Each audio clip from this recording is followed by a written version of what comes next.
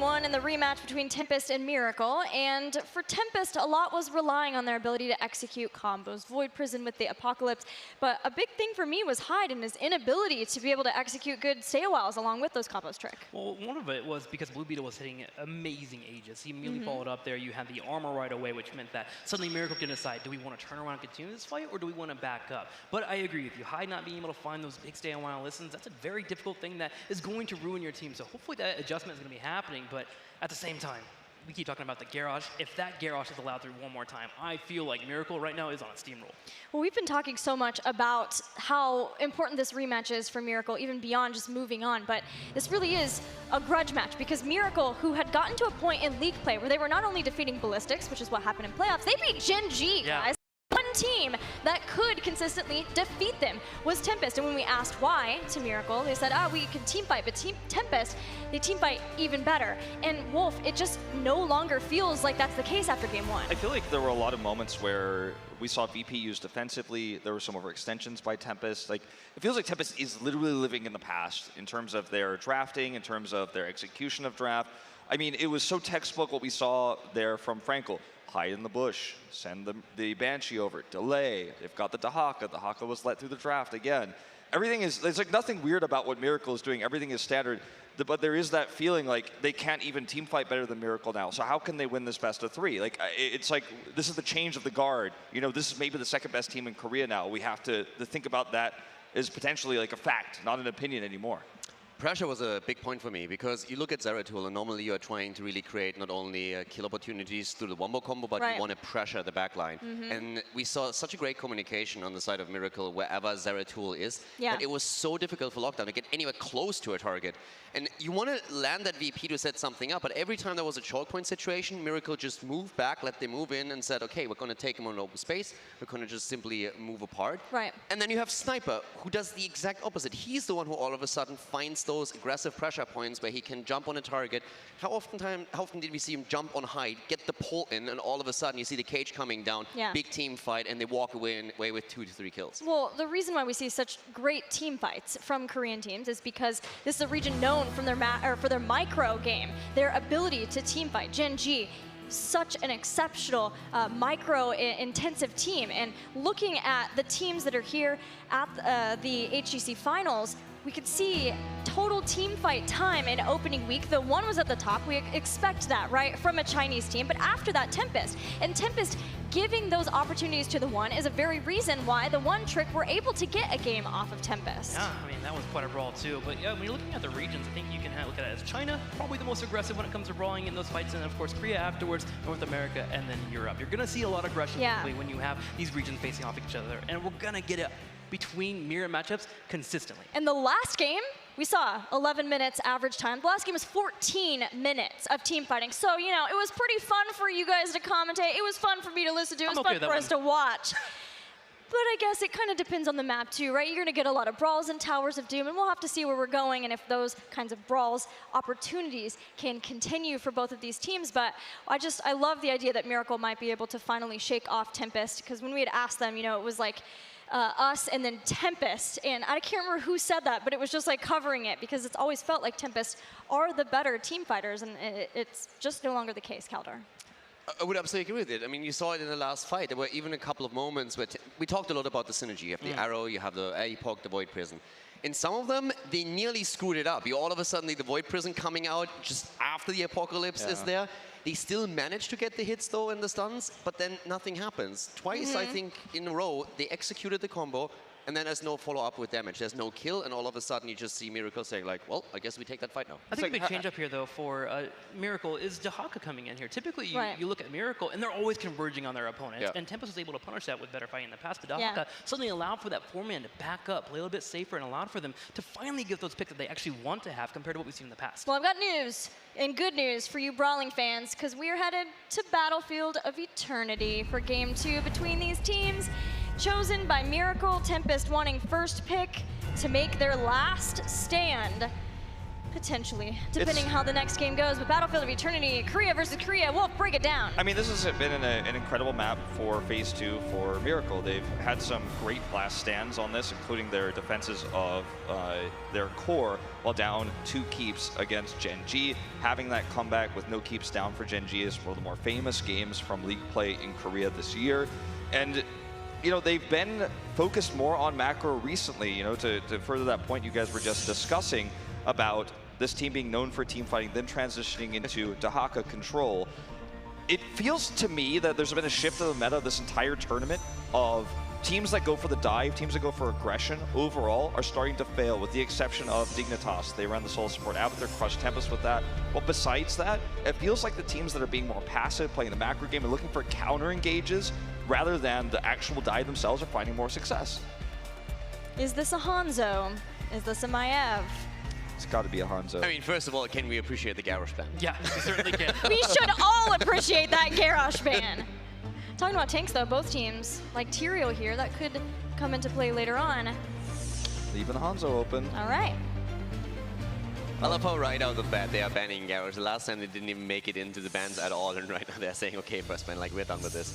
But yeah, with Hanzo open, of course, you want to get him great engage potential through the arrow. You can raise the Immortal. He's fantastic for the poke. But so is Serana. She's a huge asset on any map these days, but on Battlefield of Eternity even more so. And you have the setup with Diablo, so already aggressive. You have a lot of kill opportunities here if you execute your combos correctly, and you can also like spec straight into an Immortal race if you have some follow-up damage behind it. Feels like this is a composition where I think Sign might have to play Tyrael. The Garrosh is removed. You have the more defensive composition with the Hanzo, and Anubrag is the other hero that Sign likes to play, but it doesn't suit this composition. It suits a more aggressive, more dive-oriented composition, not a Hanzo scatter arrow style. So I think Miracle is probably giving a lot of consideration to that Tyrael ban here that you brought up earlier, because it's just so powerful with this. You already have Blaze as well for disengage, the Aegis that Whitemane can provide, as we saw with great success on towers. So, I mean, this is, I mean, if they get forced to play something other than the Tyrael, then I think they're going to struggle. They banned the hammer instead, so furthering that idea of making sure they don't have the ultimate composition to grind away at those Immortals. We're still following the same logic. Battleground. Do you feel like Sign could run Murden here? I was thinking about that too, because you have a jet propulsion follow-up. I mean, we have seen a lot of that Tyrael and Blaze combo in the group stage actually, sure, where you can, like the Western Clash, the first one this year, layer your defensive tools with the Sanctification and the Bunker. That can really help depending on what you run as the additional damage dealer. If you want to engage there, oftentimes you've seen that in the past with the Greymane. That can actually work on Battlefield of Eternity. Not necessarily the pick that you have to play here, but if you are going away from that idea, then a Murden would be a good choice too. Well, there's that Thrall that we've been looking for.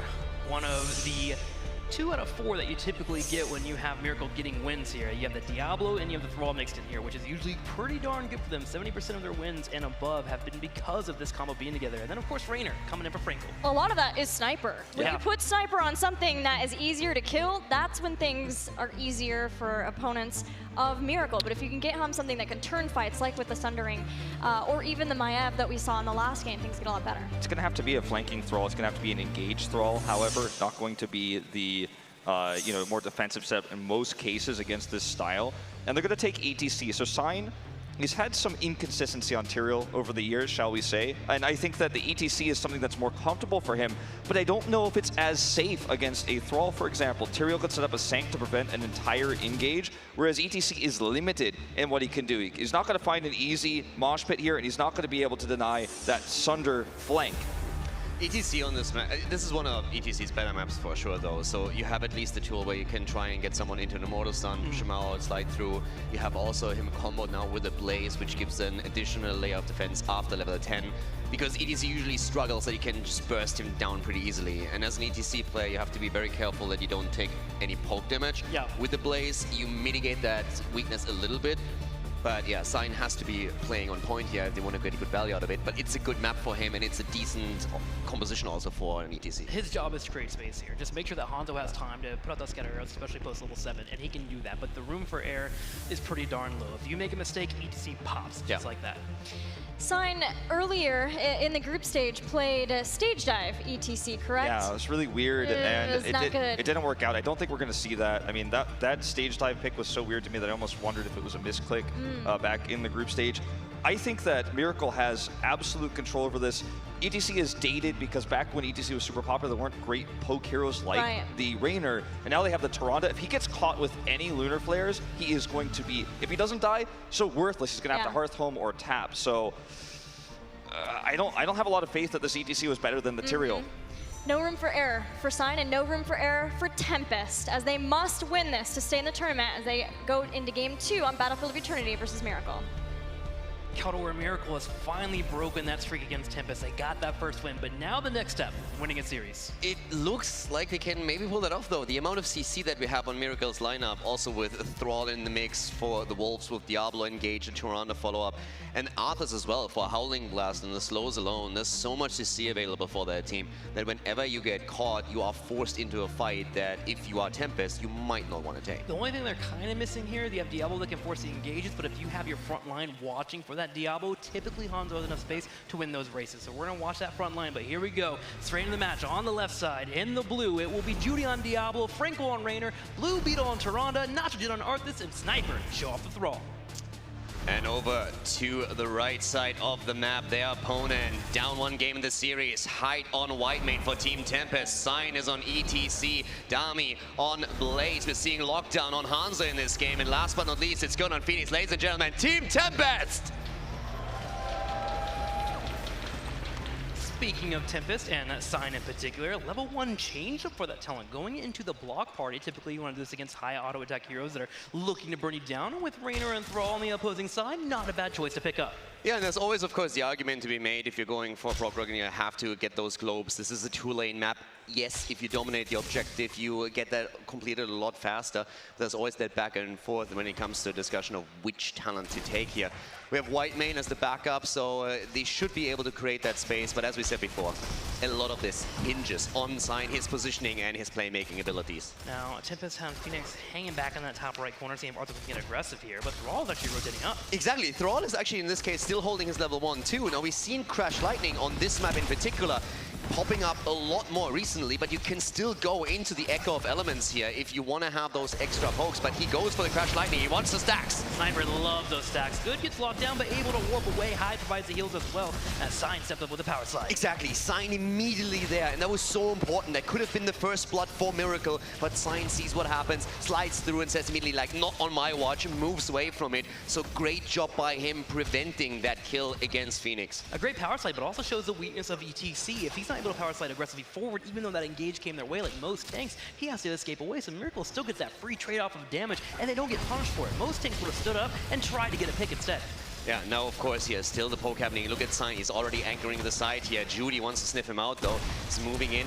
Good penetrating round again, as especially Frankel was of course a bit cautious here. He sees Sign coming in, he's like, well, I need to be careful here. If he gets the power slide, I might be in trouble. So preemptively just shoots that out immediately. So a quick update right now. That Crash Lightning already sitting at 3 stacks so far, but the big one here is Lockdown with the Scatter Arrow quest at level 1, already at 9 stacks there. He is moving up quickly as he hits a 10 stack.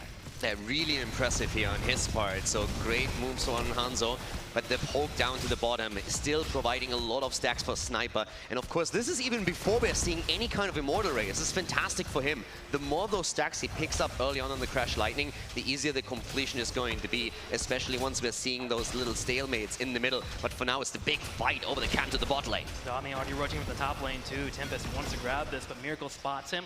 They'll back up and give it away. Play it safe here. You can clear that out easily. You got Raynor, you got Thrall. Just back up and have Arthas pushing the top instead.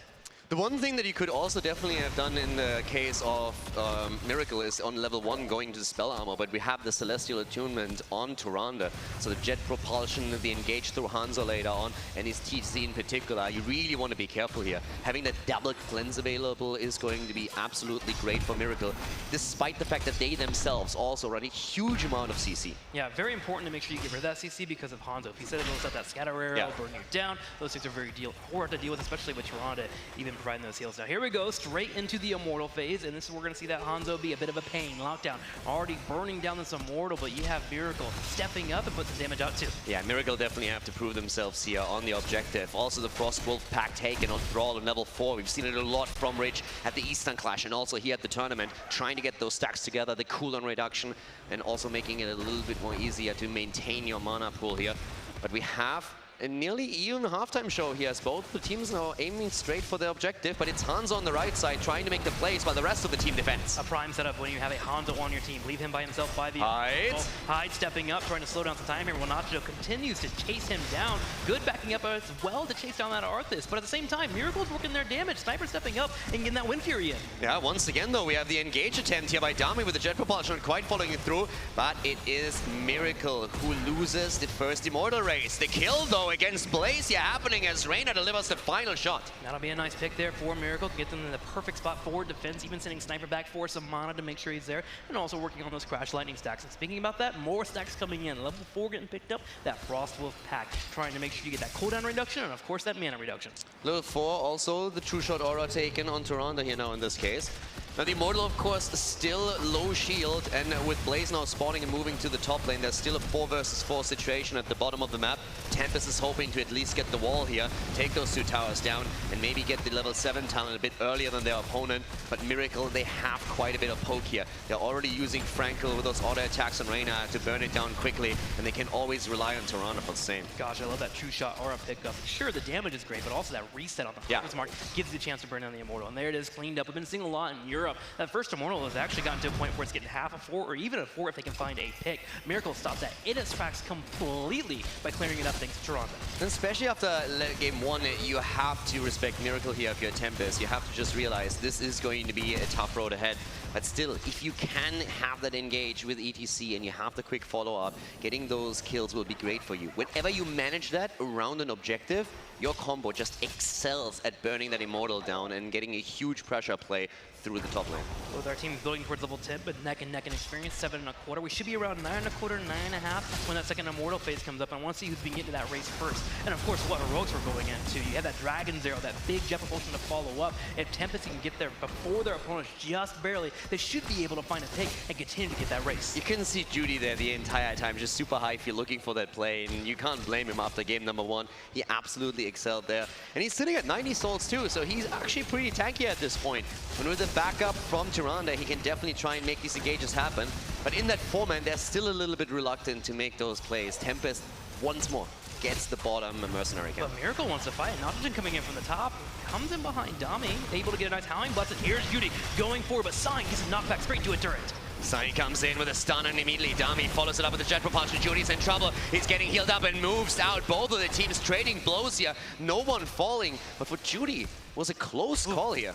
Quick brawl, but Sign showing what ETC can do. If you overextend, he can knock you into a poor position. Sniper is sitting at 17 stacks already on the Crash Lightning, and we are only 6.5 minutes into the game. He's really racking up the damage here, and he only needs 13 more to complete the quest. That mixed with the Ancestral Wrath and something that front line is going to have a terrible time if they're able to buy time around the Immortal phase, which is what Tempest is trying to mitigate with those Hanzo's Dragon Arrows. Same time though, Miracle immediately coming in with that race, and Blue Beetle once again showing off the power of Tyrande. Yeah, and once more, they are just trading evenly into the halftime show here. So they are now able to focus once again, but we already have a more aggressive play from Tempest. And here comes Miracle, realizing that against Hanzo, they have to make something happen. He already sniping in a bit of trouble here on his thrall, trying to move away and barely gets out, but the fight turns onto Phoenix and he falls. And Nitrogen hugging onto Hyde here, chasing down that white main, trying to get her picked off. Judy trying to help out as well. Drops out the fire. Dami. Body blocking top left though. Dami in trouble. Lunar Flare comes out and misses, but the Wolf connects. And that's the CC we've been talking about. It's not only Hanzo that falls on the right, but we have the kill against Blaze, and we've been talking about it earlier. You have Arthas, the Howling Blast. You have, of course, Thrall with those wolves as well, and then the entire setup around Diablo and Tyrande. So powerful. Miracle going for the kills, using the crowd control, and just picking them up one after another. 4 kills against 0 in game number 2. Now, it's not worst case scenario for Tempest yet. They have decent clear with that Hanzo dropping down those scatter arrows. The main issue, though, is that 10 lingering here for Miracle. If Miracle is able to grab that level 10 as they're pushing forward, we can see them get aggressive behind this fort, get a couple of picks, suddenly take down a keep wall, and the game can snowball from there. For Tempest, it's just so tricky in general. I mean, the tools that they're really relying upon right now is, of course, the intercession level 7 for white main, and also the plays of ETC, trying to just create space and interrupt the plays on the side of the opponent. The problem is, intercession is a 60-second cooldown. There's so much CC on the side of Miracle, you don't even know what to use it for, and it's always a bad trade in the end for you, unless there's a massive commitment by Miracle. And so far, Miracle is just running with the advantages. The early level 10 ban, the fort at the top lane goes down, and they can now try and make the play, especially with Sundering being picked up on the side of Thrall. You want that flank. Exactly. Good news though for Miracle though, it is into melee form. The Immortal is, it steps up and goes by the gate here, rushing straight in for that turret. It's a lockdown. Continue to shell away those arrows, and he is doing so already, down to half health. But Judy, he's feeling hungry. He goes in for good. Who is gonna not get flipped as he's backing up? Dami wants the flank, but they don't have 10 yet. They need a little bit more experience. He's still poking though, and here come the heroic abilities. This is an opportunity. Maybe they can turn this around. The keep is already low. Dami and Sign are looking for potential to engage. Yes, the stage dive again. The arrow comes in. The stage dive comes through. Where's the slide? Not happening just yet, but here's the lightning breath. Blue Beetle with a perfect Luna Flare. There goes the bunker at the same time, and HGC's in trouble. The interception comes out, and Sign is able to retreat. The big salvo coming out and put damage on Miracle. The salvo coming through, but Dami was too low. He was trying to connect another jet propulsion, but didn't quite hit it, and Miracle just barely moving away from this one. It actually looked great for Miracle at the start, but that salvo turned a lot. That damage output was absolutely what Tempest needed here.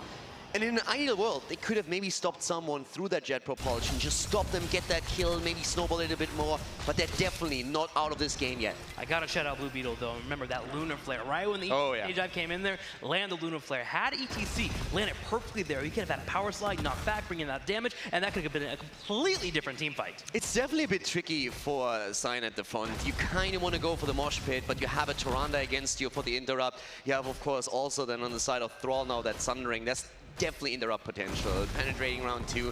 So it is not, you can make a good argument for both cases, and especially when he lands a good stage dive as a follow-up, there's always the opportunity for them to just position properly. But with Tyrande, as you said, paying attention in the last fight, he just got shut down as he was trying to make the play. Something also to talk about with that stage dive being available is even the way that keep wounded in the top right corner by Miracle, suddenly they have a tool, Tempest here, to defend that. They can split push that the entire time, make sure it doesn't get picked off, and if they ever need ETC in a team fight, he shows up with the stage dive. It's a really good point. Given their situation on the top lane, that gives them another tool in their arsenal if they need to control that top side push. Once again though, they're going into the Immortal race, and Judy is already eating a little bit of poke damage here. Lockdown is trying to work that in over and over, and bringing Judy down on half HP on his Diablo. Sniper the entire time and just shelling out that lightning. 27 stacks so far, and of course the Wolves too. He finished off that quest at level 4, making it hard for Tempest to get that engage they're looking for. Every time you have a jet propulsion come in, you suddenly have Sniper turning around and dropping the Wolf and blocking him down. Exactly, and as you said, he's so close of also completing Crash Lightning. That's even more poke damage that they have here. But Whiteman has done a great job of just keeping everyone alive. But it's that thin line that ETC in particular walks that we pointed out earlier. But Tempest are definitely in a spot where they also have to question, do we engage here?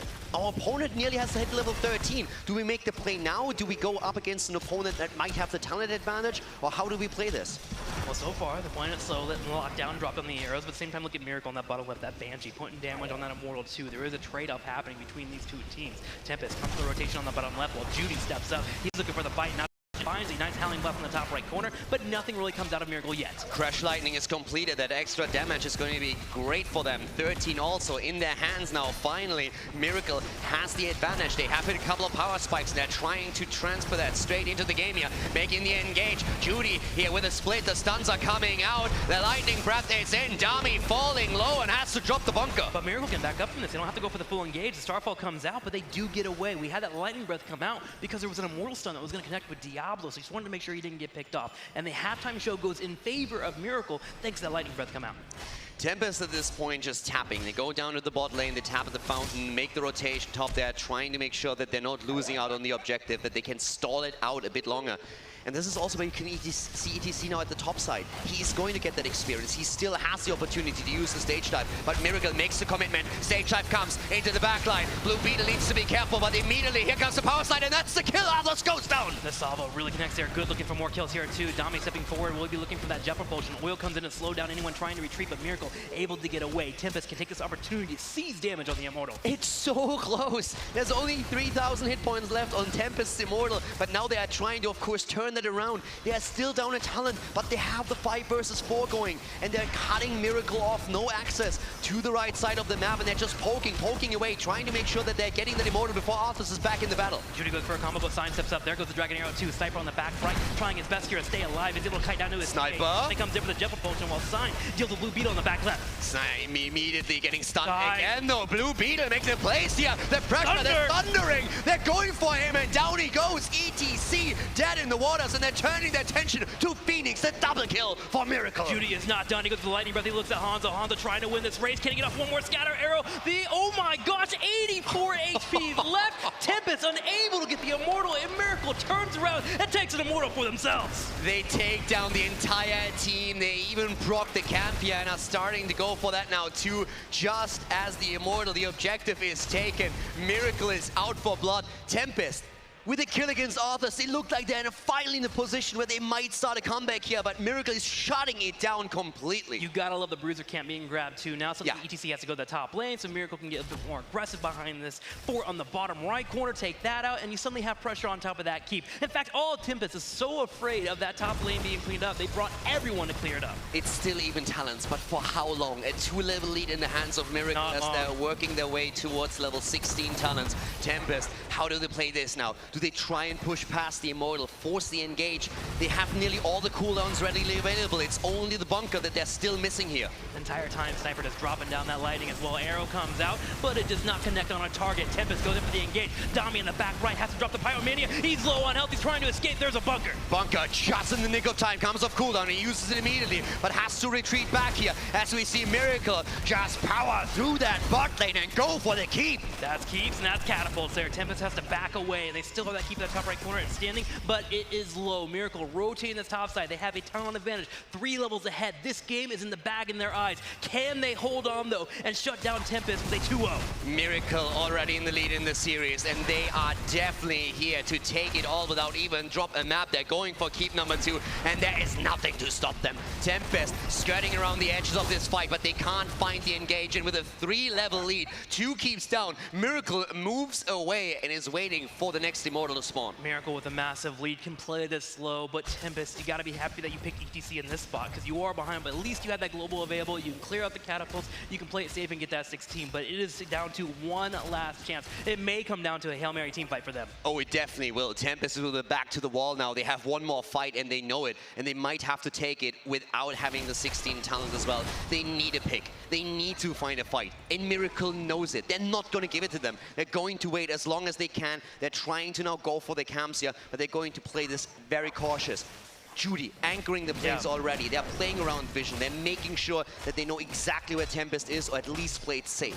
Judy holding the bushes, Toronto constantly with the scouts of the Owls, keeping an eye on where that 5-man is currently at, even grouping up as a 5-man in case they do get surprised and can escape together. Miracle starting to push out this bottom lane. They know Tempest is in this top side. There's 3 there. No fight will be unfolding. Tempest, meanwhile, is trying desperately to find that level 16. Destroying the walls, limiting the vision that we are seeing coming from Tempest. The Owls still following through, and they can also, at any point, even pressure the core. If you're Tempest, you move into the middle, and all of a sudden Miracle appears bot side, you might just lose the core without even having a chance of a fair fight. I think even just showing that you want to go for that aggressive play makes Tempest back up, and that means you get a head start on top of the Immortal. Look at this, Miracle already in position. They had Tempest cowering in that bottom right corner of the battleground, and Miracle goes straight for the halftime show. And look at Tempest, they're so close, it's half a level away. But they just can't wait for it. They need to go, and they're trying to. They go for Judy, and he charges the Immortal to get out of the Immortal stun. Great play by him. Tempest doesn't find the opening. Look at ETC in the top left corner. If Miracle were to kite that top left, he would have gone in for a power slide and try to get them in. At the same time, Whiteman pervading the heals. Dami trying his best here to hold that front line. Tempest in this entire game has only found a single kill. Miracle is sitting at 9, and they want more. Once again, the stuns are coming out. The arrow comes in. They're making the engage happen. Dami doesn't find an ETC with the power slide. The salvo, the kill. Reyna is down, and they're looking for more. They find a Jemmy. Miracle trying to skedaddle here. Judy doing his best here to hold Dami on the corner, but Dami with the jump potion gets out. But look at the top left. Hyde gets in trouble as Whitemane is cleaned up. Miracle trades 1 for 1. And Hanzo barely jumping out, at least for now, trying to retreat here. Tempest, they get the early kill, but then the death of Whitemane is evening up the scores again. Oh no. Already on the run.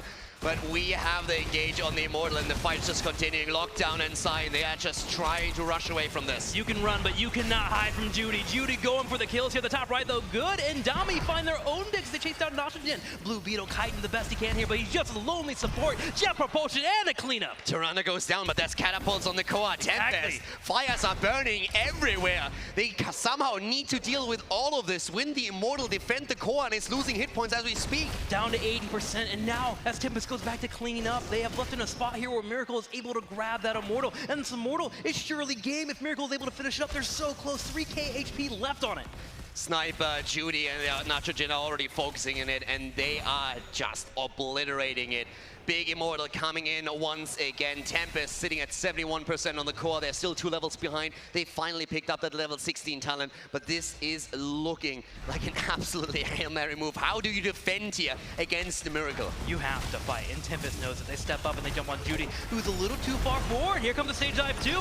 Big power slide available here for Cyan. Can he find a target? There it is. Salvo connects. Dami hit the jump potion in the back right, but Judy tries to escape. It's not enough. There's no kill. They're trying to go for the Arbor. They might get him, and indeed they do. He loses his souls, but he will be back. Lockdown so close to falling, barely escapes here. They try to keep him alive, but that Immortal is still moving towards the core. That thing is a beast, and it will destroy. They need to rush that down. Lockdown trying to clean it up here, dropping on the scatter arrows, and Oxygen and Frankel are right behind. Sniper 2, here comes some more damage here as Stein is trying to escape. Actually gets cleaned up, and the Immortal is on the core. The shield are still there, but Lockdown is doing his best to clean it up. Once again, they're trying to go for the backline kills, but Phoenix falls, 50%. And Tempest hopes are dying 40. with them. 46%, 37. They're going for it. This is the last kill. Down goes Blaze. There it is. Score, and Miracle takes the 2-0 in the series.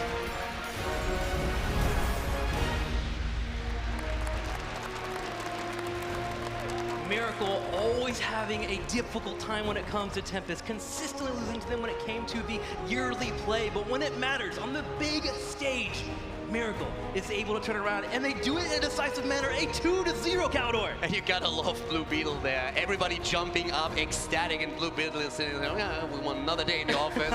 Throws the jacket over and on the way out of it. So Miracle will be moving forward to semifinals. They'll be facing off against Team Dignitas tomorrow, but for tonight, they can celebrate a well-earned victory. They were so worried that they did not deserve to be here at BlizzCon. They felt like we had surpassed expectations somehow, but with this victory, I think everyone can confidently say they deserve to compete here.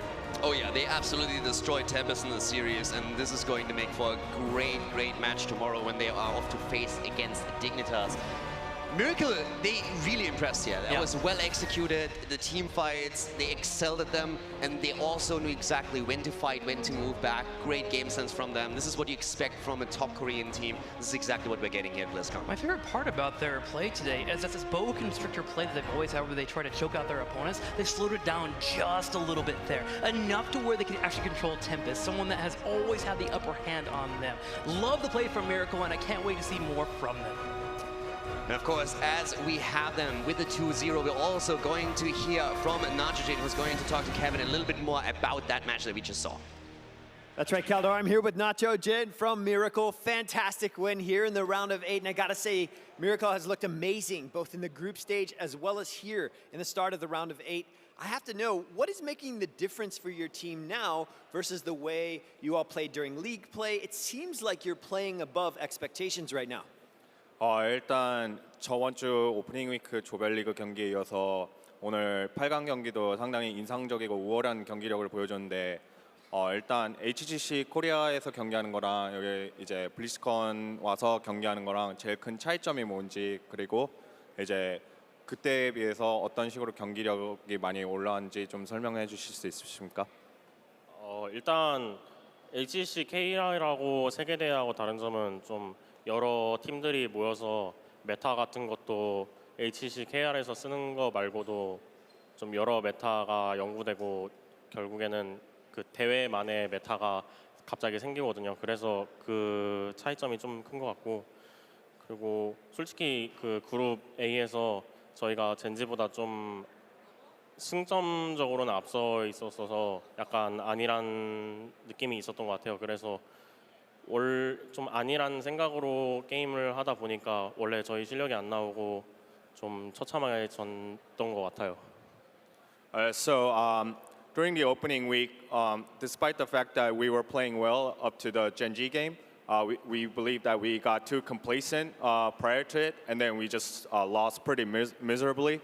So also, the biggest difference between playing in HCC, KR, and international tournaments is that during the international tournaments, we are able to learn what the other regions' metas are, and also there are a lot of analysis and research ongoing during the event. So it ends up whenever an international event undergoes, there's a unique meta just for that particular event. I think we adapted to that pretty well, and therefore we're delineating by our performances throughout this BlizzCon and the opening week games. Absolutely, I would say so. Now, your team, yourself, a previous BlizzCon champion, you've been in this game for quite some time. I'd love to hear from you how 2018 has allowed your team to evolve in new ways. You've been playing the game for a while now, but how would you say you've improved or grown as a team uniquely in 2018? 예, 나춘희 선수께서 이제 꽤 여러 해 동안 지금 히오스를 계속 꾸준히 해오셨고 이제 전직 챔피언이기도 한데 이 미라클이란 팀이 이제 이전 연도들에 비해서 올해 어떤 식으로 더 진화하고 발전했는지에 대해서 좀 말씀해 주실 수 있으신지랑 그 다음에 이제 나춘희 선수 본인도 개인적으로 어떠한 이제 올해 들어서 그 변화나 아니면 진화가 있었는지 좀 말씀해 주실 수 있으신가요? 일단은 이번 시즌 미라클 팀 들어오면서 제가 원래 서브 딜러였다가 서브 탱커로 포지션을 바꾸면서 일단 연습을 엄청 많이 했던 것 같아요. 그래서 그 연습량 결실이 지금 천천히 나오고 있지 않나 싶고요. 그리고 솔직히 미라클 팀 이전 팀과 지금 차이점은 제가 있고 없고 차이지 않을까 싶어요. So I had to swap my role beginning of the season, so I grounded out my way out and consumed a lot of time practicing my new role as a sub-tanker. I think the results are starting to show in the actual matches, and my skill sets are actually blossoming in these events. The biggest difference in regards to the team's evolution is, I think, the presence of me in the team. Awesome, great answer. We had a chance to talk to Snitch from Dignitas at a previous interview today. I asked them about what their expectations were on this match and who they would favor, Miracle or Tempest. He seemed pretty casual about his answer. He basically said, whoever we face, we're gonna win. Do you think Dignitas is overlooking what Miracle can bring to the table here? They seem to have their eyes set on Gen G, but are they overlooking what Miracle can bring? 이제 이전 경기에서 딕니타스의 스니시 선수가 이제 승자 인터뷰를 하는 과정에서 이제 4강에서 선호하는 팀을 이제 그런 질문을 받았었는데 거기서 뭐 딱히 두 팀 다 상관은 없다. 그냥 어렵긴 하지만 뭐 선호하거나 뭐 선호하지 않는 팀은 없다 하고 오히려 이제 약간 지나치게 젠지 팀을 이렇게 눈여겨보고 있는 것 같은데 어떤 면으로 봐서는 이제 미라클 팀을 약간 살짝 좀 별로 신경을 안 쓰는 듯한 그런 이미지가 있어서 거기에 대해서 하실 말씀이 있으신지?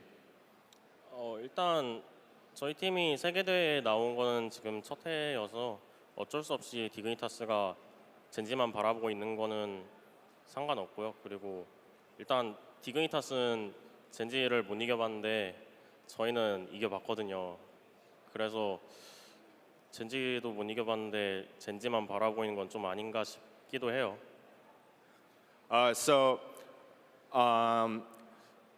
What Snitch said about the whole matchup in the semifinals, it's totally understandable because our team, this is the first appearance in an international event. But at the same time, Dignitas has never defeated Gen G, whereas we have. So it's kind of oxymoronic that Dignitas is just looking at Gen G and overlooking us. So we'll make sure that we're gonna show them how much potential that we possess and what we can bring out in when we play our A game. Fantastic, what a great answer. I look forward to seeing that round of 4 matchup. Nacho, Jen, well played. Gentlemen, this has been an amazing day. From here on the desk, we're back to you.